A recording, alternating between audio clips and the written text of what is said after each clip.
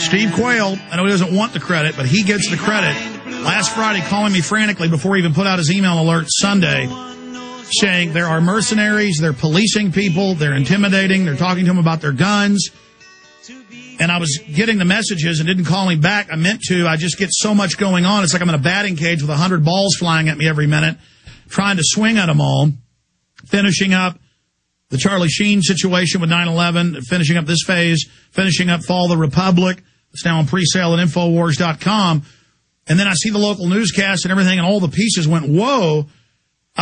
If you just joined us, we're going to go to phone calls here in just a moment. You said the locals are getting angry and upset. I mean, they have the local community leader, the mayor, on the news saying, we don't know why they're running the camp. We don't know what it's for. We don't know why they're saying there are police now. I mean, this is on so many fronts. And then you add the part about bring your guns in. We've got to mark them. I mean, this is Red Dawn. Red Dawn, but I think it's Red Dawn for the whole country, not just Hardin, Montana, okay?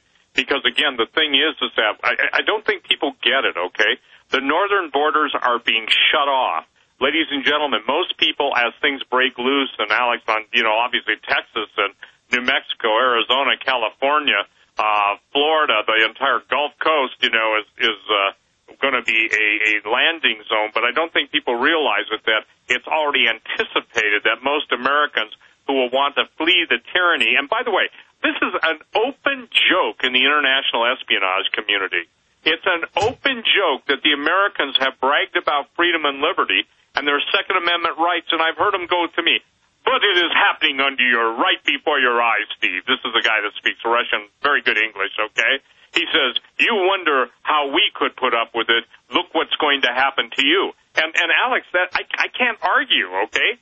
The thing that you got to know, too, this is just coming in from a military source. All military medical training, Army, Air Force, Navy, Marines, is being moved to San Antonio and it's being moved out of all the D.C.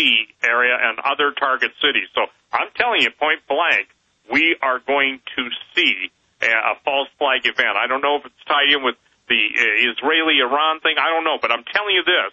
It's not just going to be a single issue. It's going to be multiple issues concurrently going off at the same time. Steve,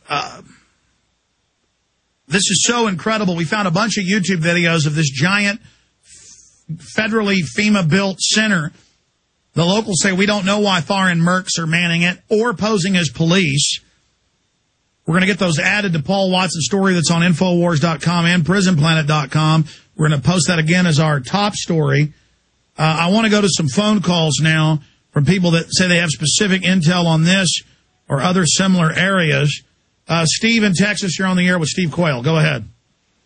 Yeah, hey, Alex. I want to let you know, and Steve also, I actually, once I saw this article on your site and heard you report and I watched the video and everything, I actually got the information. I sent you a fax about an hour ago because I couldn't get through. I called the Bighorn County, Montana Sheriff's Department, and I'll give you that number again if you want it. I had it on the fax, but I talked to a woman that works directly with the head sheriff. She said he wasn't in today, and I brought this up, and when I politely mentioned to her, I was very polite, of being made aware of the APF invasion of Hardin, she immediately responded, "It's fake." I said, "What?" She said, "It's fake." I said, "Ma'am, I saw the newscast there. They have vehicles there with this logo on there saying Hardin Police." She said, "Well, that's been taken off the vehicles," as if that made it okay. And I just told her politely, I said, "Ma'am, I want you to please let the sheriff know he's sworn an oath to uphold the Constitution. What this is a violation of his jurisdiction, and if he doesn't tell these people to hit the road and oust them, he is guilty of violating his oath." And stay there. Tell me what she said. I've got your facts right here. This is the shipping version of the Liberty Unit. It's the basic unit that we work with. It consists of 14 cases and a pail of sprouting seeds and a sprouter. Extremely well balanced, and this is the one that we adjust for special dietary needs. like diabetics and people with gluten intolerances. Also, those who are concerned about not having any soy products or textured vegetable protein, this is the unit that we adjust for special needs. All of these one-year supplies are extremely well balanced. They have all the fruits and vegetables and dairy products, everything that you need for a normal diet, and it fits most people. But if you have special needs, if you're a vegan, or if you're a diabetic, or have gluten intolerances, please call us directly and we'll be able to adjust your unit to fit what you need. The 800 number is 800-810-4441, and that will get our administrative office and we'll help you as best we can. I told you they're talking about this being a FEMA camp, and we were able to find the newscast that was taken down earlier that Steve talked about. I believe this had to do with Gitmo people. And then I didn't give the guys clear orders. They found the other article, the other video again. This was a separate one confirming this has to do with FEMA. But now they're on the news saying, we don't know what it's for. We don't know why there's foreign mercs here. We don't know why they're saying they're local police. And then Steve's saying they have people telling them they've got to come in and mark their guns down with them. So here's this newscast. And then we were just talking to Steve, and he sent me the facts. He talks to the sheriff's department there in Bighorn, and they say no such thing's going on. The classic denial response. Steve Quayle, we've seen this over and over again. Well, it's standard operating procedure. Look, here's the deal. A bureaucrat wants to protect their jobs at all costs. The sheriff is conveniently gone after this story breaks. I'm not saying he's avoiding anything, but look, the bottom line is that it's happening. The bottom line is you can go to my bloody website, stevequayle.com, check out the photo of the day, and those of you that are saying, oh, this is all crap, go collect your G20 paycheck and then probably, swallow a sword or something.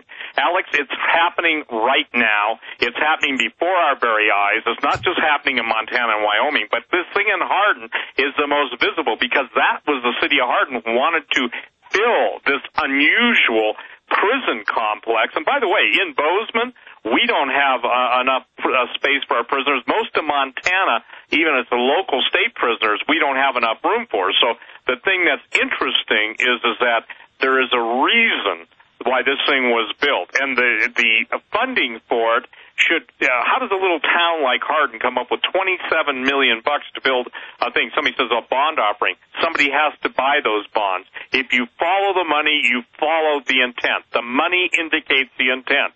So I don't care if one man lies, another one swears to it, and everyone says, yeah, these guys are telling the truth. A lie is a lie, and it is what it is, and it's happening, and the people that are absolutely behind the American police force are absolutely known to the intelligence community. It is a major black op connected with martial law and the imprisonment. Well, Steve, we know in Serbia they've had black sites, the secret ghost sites with the kidnap, snatch and grab people. Absolutely. We know that they're in Tajikistan, Uzbekistan, Pakistan. We know they're in Egypt.